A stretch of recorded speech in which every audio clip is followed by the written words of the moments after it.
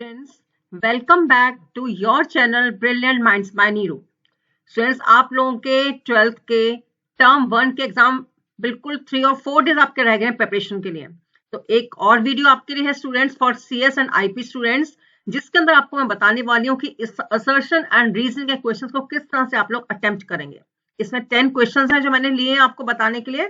Start करूंगी simple, बहुत simple questions है। ओके, सबसे पहले आपको मैं 4 इसके ऑप्शंस बता दूं, जो ऑप्शंस आपको पहले से क्लियर होने चाहिए ताकि आपको एग्जाम के अंदर ज्यादा टाइम नहीं लगे क्वेश्चन को अंडरस्टैंड करने में। जैसे इसमें 4 ऑप्शंस आपके होंगे। Questions will be different of course.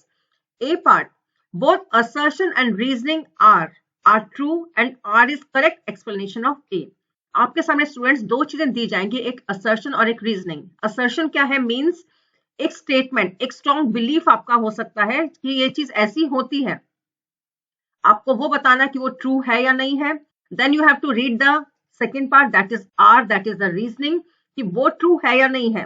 पहले इन दोनों का इंडिविजुअल आपको रीड करना है, इंडिविजुअली समझना है कि दोनों ट्रू है या नहीं है। उसके बाद आपको देखना है कि जो रीजनिंग है वो ए पार्ट की, ए असर्शन की करेक्ट एक्सप्लेनेशन है या नहीं है। तो ए पार्ट आपसे क्या पूछ रहा है? Both assertion A and reasoning are true, दोनों अलग अलग ट्रू हैं, and R is correct explanation of A. ठीक है, यानी जो रीजन आप दे रहे हैं वो भी ए के लिए करेक्ट रीजन है, करेक्ट एक्सप्लेनेशन है। बी ऑप्शन क्या है? Both assertion A and reasoning are true but R is not correct explanation of A. पहले वाले में क्या था? दोनों ट्रू थे और करेक्ट एक्सप्लेनेशन भी था। सेकेंड ऑप्शन आपका क्या है कि दोनों ट्रू है but R is not correct explanation of A. C part क्या है आपका? assertion A is true but reasoning is false. A true है, R is false. And D option आपके सामने क्या है? A is false but R is true. Okay, let's start with question number 1. Choose the correct answer depending upon the statements given below. देखिए आपके assertion और reasoning आपका दिया गया है यहाँ पर। assertion में क्या कह रहे हैं? The else clause is optional. मैंने आपसे बोला मैं simple से start करूंगी ताकि आपको क्लियर हो जाए कि आपको कैसे असर्शन और रीजनिंग के क्वेश्चंस अटेम्प्ट करने हैं। The else clause is optional. आप इफ एल्स यूज करते हैं तो एल्स जो ऑप्शनल है। एंड रीजनिंग में क्या कह रहे हैं? The else clause gets executed when the if condition is false. अगर इफ वाली कंडीशन फॉल्स है तो एफ, तो एल्स के अंदर वो एंटर करेगा, एल्स वाले पार्ट को एग्जीक्यूट करेगा। ऑप्शंस क्या है? A and R both are true, A and R both true and R is correct explanation. A and R both true and R is not the correct explanation. A is true and R is false. तो student आप लोग क्या सोचते हैं? इसका answer है A and R both are true.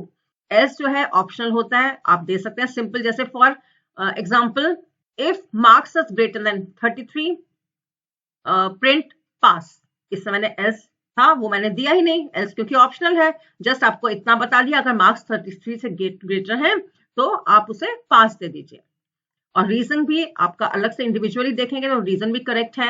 Else clause executed when the if condition is false. अगर if false हो जाती तो एल्स पार्ट में आता है। ठीक है, जैसे इफ के अंदर मैंने दिया if marks greater than 33 then pass, else fail. अगर वो 33 से ग्रेटर नहीं है तो उसको स्किप करके एल्स पार्ट में आ जाएगा, एल्स को एग्जीक्यूट करेगा। तो इसमें आपका सिर्फ A part, A and R both are true. अगला वाला क्यों ट्रू नहीं हुआ? क्योंकि इसके अंदर करेक्ट एक्सप्लेनेशन इसकी ये नहीं है। इंडिविजुअली बोथ आर करेक्ट, लेकिन ये नहीं कि ये रीजन इसका रीजन है। ऑप्शनल के लिए ये रीजन आर जो है वो करेक्ट नहीं है।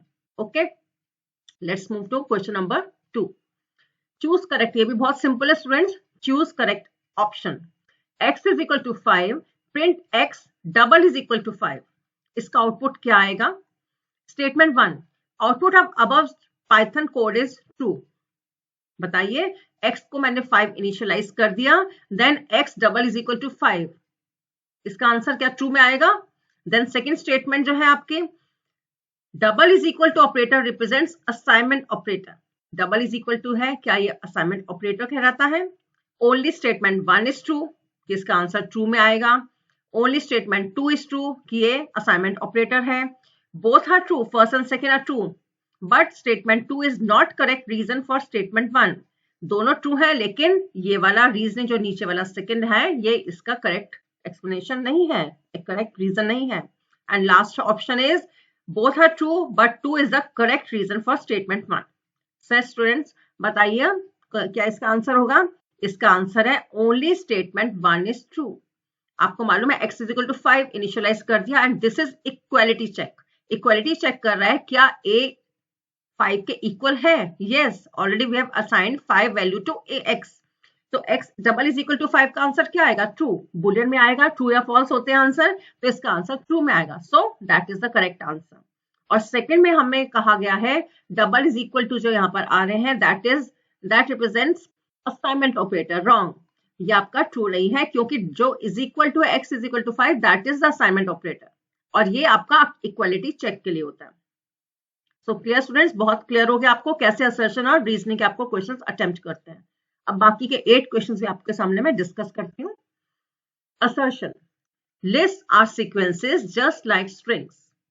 लिस्ट भी आपने पढ़ा है स्टूडेंट्स, स्ट्रिंग से पढ़ा है एंड दे आर सेइंग कि दोनों लिस्ट जो है सीक्वेंसेस है जैसे स्ट्रिंग्स भी सीक्वेंसेस होते हैं।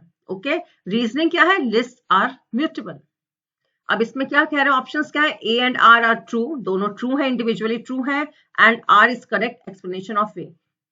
इसका रीजन क्या ये है? म्यूटेबल है ये दोनों सेम है, दोनों सीक्वेंसेस का होते हैं। रीजन क्या है? क्योंकि लिस्ट म्यूटेबल है।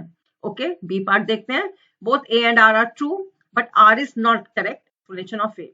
इसमें भी दोनों ट्रू थे, इसमें भी ट्रू है, लेकिन ए पार्ट में कह रहे हैं करेक्ट एक्सप्लेनेशन है ए का और इसमें कह रहे हैं it is not correct explanation of A.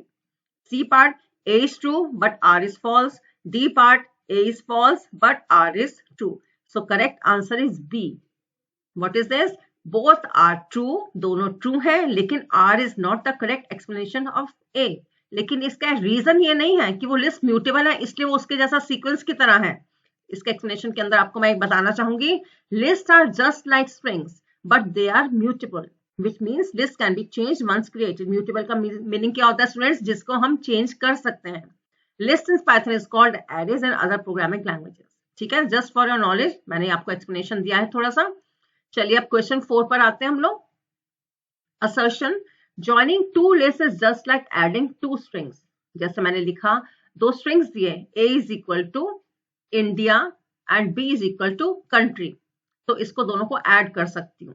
ठीक है, दो लिस्ट के अंदर एक से ज्यादा भी एलिमेंट्स होंगे, यहाँ मैंने एक ही लिया एलिमेंट, एक में मैंने ले लिया इंडिया, एक में कंट्री लिया, बट वहां पर मैं ज्यादा भी एलिमेंट्स ले सकती थी। वो कह रहे हैं कि असर्शन क्या है? Joining to list is just like adding to strings and reason क्या है? Then concatenation operator plus is used to add to strings. Okay, clear है? वो कह रहे हैं प्लस का जो ऑपरेटर होता है कॉन्केटिनेशन ऑपरेटर होता है स्ट्रिंग्स के अंदर, इसे कहते हैं and it is used to add to strings. So option A is assertion A and reasoning R. Both are true and R is correct explanation of A. B part, both are true but R is not correct explanation of A. C part, A is true but R is false. D part, A is false but R is true. Yes students, आपने सोच लिया answer? इसका answer है A part. Both are true, दोनों बिल्कुल true है, दोनों को स्ट्रिंग्स की तरह हम ऐड कर सकते हैं, दोनों लिस्ट को जिसके अंदर कुछ भी आपके एलिमेंट्स हैं।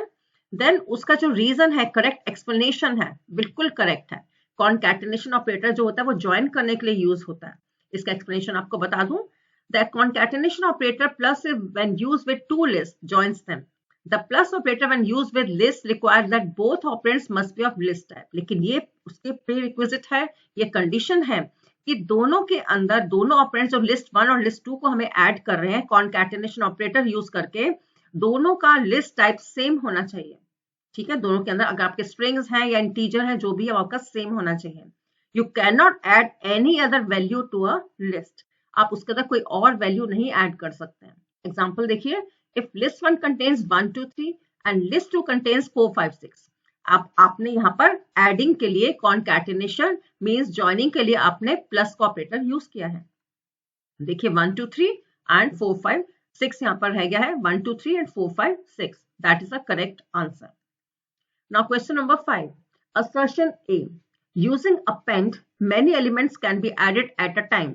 ध्यान से पढ़िएगा, वो कह रहे हैं append use करके many elements can be added at a time. Okay. Now reasoning R. For adding more than one element, extend method can be used. I hope कि आप लोगों ने अपेंड एक्सटेंड दोनों मेथड्स पढ़े हुए हैं लिस्ट से रिलेटेड जो हैं. Okay, now come to the options part. Both A and R are true. R is correct explanation of A. तो ध्यान रखना आपको, क्या दोनों ट्रू हो रहे हैं? ये अपेंड वाला भी और एक्सटेंड वाला भी क्या करेक्ट है? B part, A and R are true, but R is not correct explanation of A. C, A is true, but R is false. And D part, A is false, but R is true. Okay, students, yes, what's the answer? The D part, that is the correct answer. A is false, because इसके अंदर using append many elements cannot be ended at a time. But reasoning R is true. ये statement आपके बिल्कुल clear है, बिल्कुल true है. Adding more than one element extend method can be used. अभी आपको और एक्सप्लेनेशन देती हूँ स्टूडेंट्स, इसका क्लियर करती हूँ. Using append only one element at a time can be added. Okay, append use करके आप एक एलिमेंट को एक टाइम में ऐड कर सकते हैं. For adding more than one element extend method can be use. तो इस तरह से दोनों में डिफरेंस आप देख सकते हैं एक्सटेंड और अपेंड के अंदर. This can also be use to add elements of another list to the existing one. Extend function accepts a list as an argument and puts the elements of the list at the end of the sequence. देखिए जैसे A के अंदर A is a list 10, 20, 30, 40, 50. तो मैंने दिया A dot extend 60, 70, 80. तो A की value अब क्या आ जाएगी? जब मैं A को रन करूंगी, एग्जीक्यूट करूंगी, तो 10, 20, 30, 40, 50 तो है ही है, प्लस उसने एक्सटेंड कर दिया 60, 70, 80. ठीक है, तो इसमें क्या किया कि उसके अंदर उसने कंप्लीट लिस्ट को एज एन आर्गुमेंट इसके अंदर पूरा ऐड कर दिया at the end of the sequence, जो हमारा sequence. Okay, question number 6. A, it is not possible to delete और remove elements from a list. Okay, is it possible? It is no कह रहे हैं कि it is not possible to delete और remove elements from a list. And what is the reason? The pop, del and remove, these functions are used to delete items from a list. Now think A and R are true, and R is correct explanation of A. Both A and R are true, but R is not correct explanation of A. A is true, but R is false. A is false, but R is true. तो students आपको क्या लगता है कौन सा false है, कौन सा true है? तो देखिए इसके अंदर आपका D part, A is false, वो कह रहे हैं it is not possible to delete. Yes, it is possible of course. तो ये आपकी ये वाली false हो गई. ठीक है, तो आपका A is false, but R is true. Pop, del, remove functions are used to delete items from a list. अब तीनों में डिफरेंस क्या है कि किस सिचुएशन में हम पॉप यूज करते हैं, del कब यूज करते हैं, रिमूव कब यूज करते हैं. I am going to explain you students. It is possible to delete or remove elements from the list, and there are many ways of doing so. First, if index is known, pop और del can be used. Students बहुत ध्यान से पढ़िएगा, important है ये वाला आपका जो है टॉपिक. कि आपका पॉप और डेल कब यूज होता है? जब आपको उसका इंडेक्स मालूम है. 0 से स्टार्ट होता है, 0, 1, 2, और अगर नेगेटिव इंडेक्सिंग है तो आपका -1, -2 से स्टार्ट होता है राइट साइड से. सेकेंड मेथड क्या है, कैसे आप कर सकते हैं इसको रिमूव या delete? If element is known. पहले अगर इंडेक्स नोन था तो हम पॉप या डेल यूज करेंगे. अगर हमें एलिमेंट की वैल्यू एलिमेंट ही नोन है, then remove can be used. And third way क्या है, to remove more than one elements, del with list slice can be used. Slicing आप लोगों ने स्टूडेंट्स किया हुआ है, और मैंने पीछे एक वीडियो भी डाली थी इससे पहले ही, एक या दो वीडियो से पहले ही मैंने डाली है वीडियो, जिसमें लिस्ट से रिलेटेड फंक्शंस, ऑपरेशंस और स्लाइसिंग वगैरह सब कुछ बताया. You can watch that video also. Number question 7. मैंने टोटल 10 क्वेश्चंस लिए इसमें, एंड आई होप कि 10 क्वेश्चंस के बाद you will be very confident to solve these questions. Now assertion, each element in a list can be traversed. Traverse का मतलब क्या है? आप एक एक एलिमेंट को एक्सेस करते हैं, एक एक एलिमेंट पर आप ट्रैवल करते जा रहे हैं, उस पर होकर आप आगे नेक्स्ट पर जाते हैं. R, a list can not be traversed. बिल्कुल ऑपोजिट दिया हुआ इसमें, वो ट्रैवर्स कर सकते हैं, वो कह रहे हैं नहीं कर सकते हैं. A and R are true, and this is the correct explanation of A. Second, A and R are true, but R is not correct explanation of A. A is true, but R is false. A is false, but R is true. Now, students, you think, क्या list cannot be traversed? Each element in a list can be traversed, या list cannot be traversed? बताइए. तो इसके अंदर C is correct. That is A is true. List हम traverse कर सकते हैं, but R is false. जो R के अंदर आपने दिया कि cannot be traversed, it is wrong. Okay, explanation इसका मैं दे रही हूँ. Traversing a list means accessing each element of a list, and this can be done by using looping statement either for और व्हाइल. आपने पढ़ा हुआ स्टूडेंट्स, आई एम श्योर आपने for and while loops पर आपने पढ़े हुए हैं, और इसमें से एक डेफिनेट लूप होता है और एक इनडेफिनेट होता है। व्हेन यू आर डेफिनेट, आपको श्योर है कितनी बार लूप चलेगा, then you go for loop. And अगर आपको इनडेफिनेट लूप आपको नहीं मालूम है वो कितनी बार एग्जीक्यूट होने वाला है, तो आप वाइल लूप यूज करते हैं। तो इनका लूप्स का यूज करके आप एक्सेस कर सकते हैं और you can ट्रेवर्स a list. Question number 8 A. There are various built-in functions or methods in Python to manipulate the dictionaries. Reasoning R. A built-in functions does not work on dictionary. वो कह रहे हैं कि इसके अंदर बहुत सारे बिल्ट इन फंक्शंस होते हैं जो डिक्शनरीज पे वर्क करते हैं, मैनिपुलेट कर सकते हैं, and R is saying it does not work on dictionaries, जो बिल्ट इन फंक्शंस होते हैं। स्टूडेंट्स, आपकी नॉलेज के लिए मैं बता दूं, वैसे आपने सब्सक्राइब किया ही होगा, जरूर किया हुआ है, और बिल्ट इन फंक्शंस पर भी मैंने एक वीडियो बना रखी है। Now A part, both A and R are true and R is correct explanation of A. Both A and R are true but R is not correct explanation of A. A is true but R is false. D part, A is false but R is true. क्या आप ये सोचते हैं कि it does not work on dictionaries? No. C part is the correct answer. A is true. There are various built-in functions or methods in Python to manipulate the dictionaries. But R is false. ये आपका part false है और ये आपका true है. Means C is the correct answer. Explanation देख लीजिए. There are various built-in functions or methods in Python to manipulate the dictionaries. Some of them are len, clear, get, keys, values, update, etc. और ये सारे function students में जो built in functions हैं, मैंने इसको वीडियो के अंदर कवर किया हुआ है अपने स्ट्रिंग्स, आप देख लीजिएगा, ठीक है। Question number 9, only 2 are left, 9 and 10 are left. Assertion: dictionary is similar to list, and R is dictionary is similar to list but not same as there are many dissimilarities between them. Same तो है लेकिन कुछ उसके अंदर differences भी हैं. A. Both A and R are true and R is correct explanation of A. A and R are true but R is not correct explanation of A. C part, A is true but R is false. D part, A is false but R is true. Yes students, correct answer is B part. Both are true, ये similar होती है list के लेकिन कुछ डिससिमिलैरिटीज भी होती हैं। Both are true but R is not correct explanation. Dissimilarities होती है तो इसलिए वो सिमिलर है, no this is not the reason. Okay, इसका करेक्ट रीजन ये नहीं है but individually both are correct, ठीक है। तो C is the correct answer. A is true, C A is true but reasoning is false, reason गलत है। Okay, dictionary is similar to list in the sense that it is also collection of data items just like list. But it is different from list in the sense that lists are sequential collections, sequential ordered, and dictionaries are non-sequential collections. ये आपको मालूम होगा, उसका जो keys values होती है वो non-sequential means unordered collection होता है। ओके स्टूडेंट्स, और डिक्शनरी के ऊपर, लिस्ट के ऊपर भी मैंने सेपरेट से आपके लिए वीडियोस बनाई। अगर आपके पास अभी भी कुछ फंडामेंटल्स क्लियर नहीं है, you can go for those videos.